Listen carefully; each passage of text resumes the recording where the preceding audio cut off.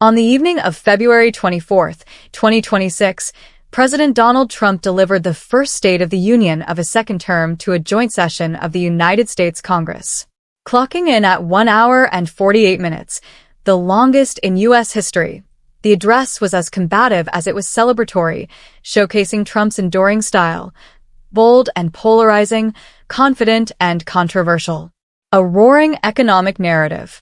Trump opened his address by painting a glowing picture of the U.S. economy, repeatedly describing it as roaring and asserting that inflation has fallen, gas prices have dropped, and the stock market is strong. He credited tax cuts, deregulation, and his tariff policies for renewed growth and touted what he claimed were investment commitments totaling $18 trillion. However, independent fact-checkers quickly questioned several of these claims, including the $18 trillion figure and assertions about historic inflation, noting that they do not align with publicly available economic data. Public sentiment did not necessarily mirror Trump's optimism.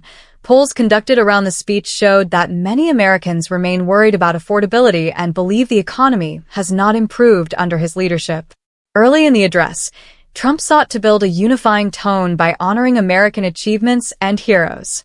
He invited members of the U.S. men's Olympic hockey team, awarded medals including the Medal of Honor to veterans, and highlighted acts of bravery. Yet, unity was quickly overshadowed by partisanship. Trump aggressively criticized Democratic lawmakers, blaming them for rising healthcare costs, weak border policy, and economic difficulties.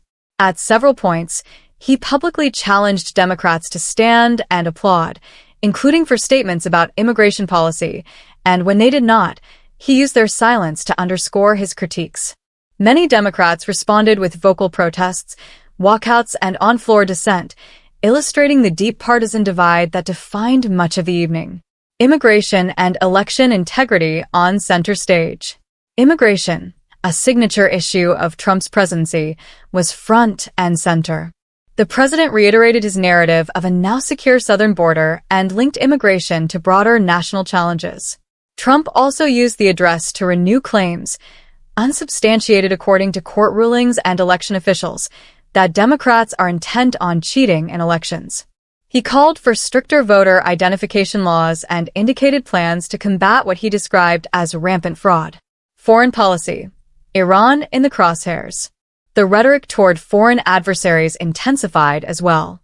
Trump condemned Iran's sinister nuclear ambitions and suggested that U.S. military action might still be necessary, even as he paid lip service to diplomacy. He characterized Iran as a sponsor of terrorism and warned of its missile capabilities. Mixed reactions and Democratic rebuttals. The address drew sharp reactions across the political spectrum.